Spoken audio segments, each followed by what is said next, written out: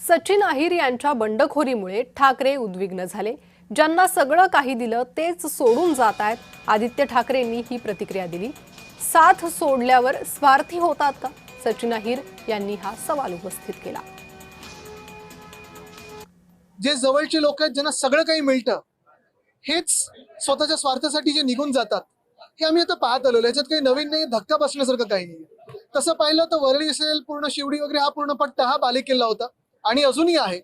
जी मतं आम्हाला मिळत आलेली आहेत तिथे असे आपण पाहिलं असेल जे काही आधीपासून आतापर्यंत आहे हा बालेकिल्ला अजूनही राहिलेला आहे आणि आमचं तिकडचं काम बोलतं।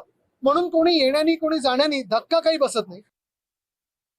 काही टीका करतील, आरोप करतील, परंतु जोपर्यंत जसं शिंदे साहेबांनी सांगितलं की जोपर्यंत आम्ही बरोबर आहोत तोपर्यंत चांगले आहोत, आम्ही नाही आहोत तर मग ते कसे नालायक आहेत असा जो प्रयत्न काही लोकांच्या मध्ये होतो हे दुर्दैवी आहे। म्हणूनच मला असं वाटतं की ते एका वेगळ्या व्यासपीठावरती ही भूमिका निश्चितपणे मी मांडीन।